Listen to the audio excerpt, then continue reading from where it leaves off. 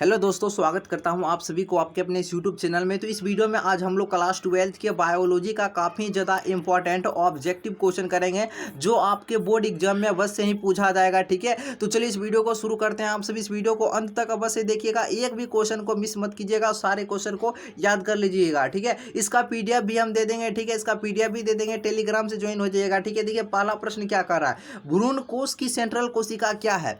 काफ़ी इंपॉर्टेंट है और कई बार क्वेश्चन पूछा गया है। भ्रूण कोश की सेंट्रल कोशिका क्या है, तो ये देखिए द्वितीय केंद्रक हो जाएगा, बिल्कुल ऑप्शन नंबर बी आपका सही हो जाएगा। दूसरा देखिए बीज चोल खाया जाता है। देखिए बीज चोल खाया जाता है आपका शरीफा का, किसका खाया जाता है, शरीफा का, लीची का, जायफल का, ये सभी का बीज चोल खाया जाता है। ठीक है, तो ऑप्शन नंबर आपका बिल्कुल ए नंबर सही हो जाएगा। सेब नहीं होगा, नारंगी नहीं होगा। ठीक है, शरीफा का खाया जाता है। चलिए दोस्तों तीसरा क्वेश्चन देखिए, उभयलिंगी प्राणी है। देखिए उभयलिंगी प्राणी जो है आपका ये केचुआ हो जाएगा। क्या हो जाएगा, केचुआ। अच्छे से याद रखिएगा, क्वेश्चन पूछा गया है। 4 नंबर क्वेश्चन देखिए क्या कह रहा है, निम्न में से कौन द्विगुणित संरचना है। कई बार क्वेश्चन पूछा गया है, द्विगुणित संरचना कौन है, युग्मनज। युग्मनज याद रखिएगा, युग्मनज हो जाएगा। 5 नंबर देखिए, मानव रुधिर ओ वर्ग में, जो मानव रुधिर होता है वो भी ओ वर्ग में क्या होता है। देखिए ओ वर्ग में एंटीजन क्या होते हैं, एंटीजन अनुपस्थित होते हैं और एंटीबॉडी उपस्थित रहते हैं, लेकिन एंटीजन क्या रहते हैं, अनुपस्थित होते हैं। ठीक है, और देखिए इस दो ही पूछता है, एगो ओ वाला पूछेगा, एगो पूछेगा ए बी वाला पूछेगा। मानव रुधिर ए बी वर्ग में एंटीबॉडी क्या होते हैं, तो उसमें एंटीबॉडी अनुपस्थित होते हैं। अब पूछेगा एंटीजन, तो एंटीजन ए बी वर्ग में उपस्थित होते हैं। अभी देखिए अभी पूछा है मानव रुधिर ओ वर्ग में, तो ओ वर्ग में क्या रहते हैं, एंटीजन अनुपस्थित रहते हैं और एंटीबॉडी होते हैं वह उपस्थित रहते हैं। ठीक है, जब सर आपको पढ़ाएंगे ब्लड ग्रुप यानी चार्ट वाला, उसमें आपको बतलाया गया होगा। देखिए क्या क्या है अगला क्वेश्चन, क्लोरेला निम्न में से क्या है। क्लोरेला निम्न में से क्या है, ये एक एकल कोशिका प्रोटीन है। अच्छे से याद रखिएगा, एकल कोशिका प्रोटीन हो जाएगा। अगला देखिए क्या है, क्राइजीन बॉल कृमि से किस फसल को बचाता है। क्राइजीन ये बॉल कृमि से किस फसल को बचाता है, यह कपास को बचाता है। कपास बिल्कुल ए हो जाएगा। और देखिए वीडियो को लाइक कर दीजिएगा अच्छा लगे। और चैनल पर जो पहली बार स्टूडेंट आए हैं, चैनल को अवश्य ही सब्सक्राइब कर लीजिएगा, सब्सक्राइब करना मत भूलिएगा। सब्सक्राइब कर लीजिएगा, जहाँ सब्सक्राइब लिखा होगा सब्सक्राइब करके बेल आइकन को प्रेस कर लीजिएगा, ताकि दूसरा वीडियो जब भी हम बनाएंगे तो आपके पास आएगा। देखिए 8 नंबर क्या कर रहा है, अम्लीय वर्षा के कारक है। अम्लीय वर्षा के कारक कौन है, देखिए नाइट्रोजन ऑक्साइड एवं सल्फर डाइऑक्साइड हो जाएगा, यानी NO2 तथा SO2 यह अम्लीय वर्षा का कारक है, याद रखिएगा। 9 नंबर देखिए, लाइकेन सूचक है। लाइकेन सूचक है तो यह SO2 प्रदूषक का है, यानी सल्फर डाइऑक्साइड का हो जाएगा। सो ऑप्शन नंबर आपका बी हो जाएगा। 10 नंबर देखिए क्या कह रहा है, मानव साधारणतः यह ध्वनि तीव्रता सहन कर सकता है, तो यह 20 से 30 डेसिबल तक की ध्वनि को सहन कर सकता है। बिल्कुल ऑप्शन नंबर ए हो जाएगा। चलिए अगला देखिए क्या कर रहा है, देखिए 11 नंबर क्या कह रहा है, निम्न में से किस में जल परागन होता है। देखिए कह रहा है जल परागन किस में होता है, तो देखिए जल परागन जो होता है आपका हाइड्रिला में होता है। हाइड्रिला में आपका जल परागन होता है, और जलकुंभी में आपका कीट के द्वारा परागन होता है, और कमल में भी आपका कीट के द्वारा परागन होता है। जलकुंभी, कमल, इन दोनों में कीट के द्वारा हो जाएगा, और आपका हाइड्रिला में जल के द्वारा हो जाएगा। तो याद रखिएगा जल।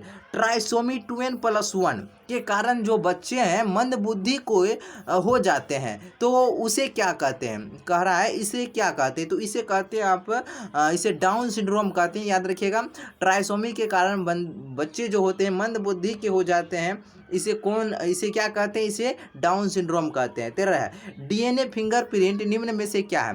देखिए DNA फिंगरप्रिंट क्या है, तो ये देखिए DNA टाइपिंग तथा DNA प्रोफाइलिंग ये दोनों हो जाएगा। चलिए ऑप्शन नंबर देखिए, ऑप्शन नंबर आपका सी दिखाई दे रहा है, बिल्कुल सही हो जाएगा। अगला देखिए, निम्न में से किस DNA अणु में प्यूरिन है।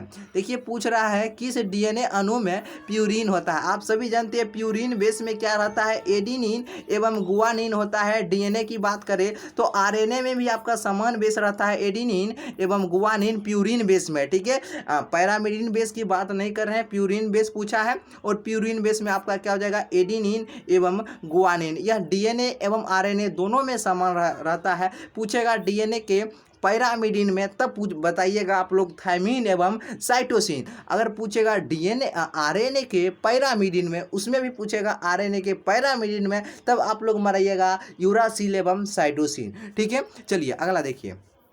एड्स बीमारी में HIV किस कोशिका को नष्ट करता है? जो एड्स बीमारी होता है, जो HIV है, यह किस कोशिका को नष्ट करता है? यह T4 लिम्फोसाइट को नष्ट करता है, याद रखिएगा T4 लिम्फोसाइट। अगला है गिर राष्ट्रीय उद्यान विख्यात है। गिर राष्ट्रीय उद्यान विख्यात है, तो गिर आपका है सिंह के लिए, सिंह मतलब हुआ शेर, यानी शेर के लिए यह विख्यात है गिर राष्ट्रीय उद्यान। एगो पूछता है आपका कन्हा राष्ट्रीय उद्यान। ठीक है, कन्हा राष्ट्रीय उद्यान ये आपका बाघों के लिए विख्यात है। कन्हा को भी याद रखिएगा, कन्हा पूछेगा बाघों के लिए, गिर पूछेगा सिंह के लिए, पूरा चांप देना है। ठीक है, चलिए 17 देखिए क्या है। न्यूक्लिक अम्ल के नाइट्रोजिनस बेस के बीच कौन सा बंधन रहता है? तो देखिए इसमें रहता है आपका हाइड्रोजन बंधन पाया जाता है, हाइड्रोजन बंधन रहता है, तो याद रखिएगा हाइड्रोजन बंधन बिल्कुल सही हो जाए। कैंसर, कैंसर किस कारण से होता है? ये कैंसर है, यह किस कारण से होता है? यह ऑन्कोजीन्स के द्वारा होता है, ऑन्कोजीन्स के द्वारा। ठीक है, ऑप्शन नंबर का बी हो जाएगा। कल्याण सोना किसका किस्म है? देखिए पूछ रहा है कल्याण सोना किसकी किस्म है? यह देखिए गेहूं की प्रोन्नत किस्म है, यह गेहूं की प्रोन्नत किस्म हो जाएगा। ऑप्शन नंबर जो भी ए लगा है बिल्कुल सही हो जाएगा। देखिए 20 नंबर क्या कह रहा है? निम्न में से कौन एकल कोशिका प्रोटीन है? पूछ रहा है एकल कोशिका प्रोटीन, रट लीजिएगा क्वेश्चन आएगा। स्पाइरुलिना, क्लोरेला, सिनेडेस्मस, इन तीनों को अच्छे से याद रखिएगा, तीनों में से कोई एक दिया रहेगा। पूछेगा क्लोरेला क्या है? ये ऑप्शन में दिया रहेगा, एक ऑप्शन में एकल कोशिका प्रोटीन, तो याद रखिएगा। पूछेगा सिनेडेस्मस क्या है? एकल कोशिका प्रोटीन। स्पाइरुलिना क्या है? एकल कोशिका प्रोटीन। ठीक है, 21 नंबर देखिए। किससे कृत्रिम बीज का निर्माण किया जाता है? किससे कृत्रिम बीज का निर्माण किया जाता है? तो यह कायिक भ्रूण के द्वारा। क्या हो जाएगा आपका? कायिक भ्रूण के द्वारा हो जाएगा, बिल्कुल ऑप्शन नंबर ए। चलिए 22 नंबर क्या है? BDNA के एक पूर्ण घुमा में नाइट्रोजीनस बेस के कितने पेयर्स होते हैं? तो देखिए इसमें भैया आपका 10 पेयर्स होता है, याद रखिएगा, कई बार क्वेश्चन पूछा गया है, आगे भी पूछ सकता है। अब देखिए अगला क्वेश्चन क्या है। निम्न में से कौन विषाणु जनित रोग है? देखिए पूछ रहा है कौन है जो विषाणु जनित रोग है। देखिए आपका फ्लू हो गया, पोलियो हो गया, एड्स हो गया, टाइफाइड हो गया, ये सभी आपका क्या है? इनमें से सभी हो जाएगा, ये विषाणु जनित रोग हो जाएगा। ऑप्शन नंबर आपका डी हो जाएगा, बिल्कुल सही उत्तर।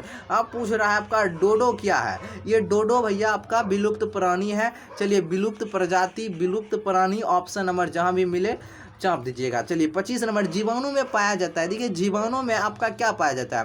देखिए इसमें प्लाज्मिड DNA एवं RNA दोनों देखने को मिलते हैं जीवाणु में, सो ऑप्शन नंबर आपका सी बिल्कुल सही हो जाएगा। और देखिए ये जीवाणु होता है, ये आपका एक कोशिकीय होता है। ठीक है, एक कोशिकीय होता है, ये भी याद रखिए, एक कोशिकीय। ठीक है, एक कोशिकीय होता है आपका जीवाणु, इसमें प्लाज्मिड DNA एवं RNA दोनों देखने को मिलता है। द्विसंकर क्रॉस का फिनोटाइप अनुपात पूछ रहा है। देखिए द्विसंकर क्रॉस का पूछ रहा है फिनोटाइप अनुपात, इसका क्या होता है? फिनोटाइप भैया पूछ रहा है, तो याद रखिएगा 93:31 याद रखिएगा, इसके बीच में रेशियो लगा देना है, यानी अनुपात लगा देना है, ये आपका फिनोटाइप हो जाएगा। और एक पूछता है एक संकर संकरण का, अगर पूछेगा एक संकर संकरण का फिनोटाइप तो 3:1 पूछेगा। जीनोटाइप पूछेगा एक संकर संकरण का 1:2:1 होता है। ठीक है, चलिए अगला है सूक्ष्म प्रजनन में कराया जाता है। सूक्ष्म प्रजनन में क्या कराया जाता है? अलैंगिक प्रजनन, समान अनुवांशिक गुने वाले पौधे, तो ये आपका दोनों कराया जाता है। चलिए ऑप्शन नंबर आपका डी को रंग दीजिए, ऑप्शन नंबर आपका डी बिल्कुल हो जाएगा। अब देखिए क्या कर रहा है, दूध से दही बनने में किस जीवाणु का उपयोग किया जाता है? तो चलिए बतलाइएगा आप सभी। और 10वां में भी ये क्वेश्चन 10th क्लास में भी पढ़े होंगे, दूध से दही बनने में किस जीवाणु का किस बैक्टीरिया का उपयोग किया जाता है, तो आपको बतलाना है। तो इसमें से कौन ऑप्शन सही होगा? 28 का जवाब आप लोग कमेंट बॉक्स में बतलाइए। ठीक है, इसका जवाब अगर जो सही जवाब दीजिएगा उसको हम रिप्लाई करके बतला देंगे सही है या फिर गलत। ठीक है, इसका टेलीग्राम पर हम इसका PDF दे देंगे। ठीक है, टेलीग्राम से अभी तक जो भी स्टूडेंट नहीं ज्वाइन हुए हैं जल्दी से जाइए, ज्वाइन जहाँ पर लिखा है ज्वाइन हो जाइए। सर्च टेलीग्राम पर जाइए, वहाँ पर सर्च कीजिए, क्या कीजिए, NKK ऑफिशियल 3M। ठीक है, जो इस चैनल का जो नाम है वही टेलीग्राम का भी नाम है, और इसका लिंक भी डिस्क्रिप्शन बॉक्स में देखने को मिल जाएगा आपको, वहाँ से ज्वाइन हो जाइए। इसका PDF भी दे देते हैं, कल वाला वीडियो का भी दे दिए थे। ठीक है, जो जो नहीं ज्वाइन हुए जल्दी से ज्वाइन हो जाइए, वीडियो को लाइक कर दीजिए और अपने दोस्तों में ज़रूर शेयर किया कीजिए। ठीक है, चलिए फिर मिलते हैं एक नए वीडियो में।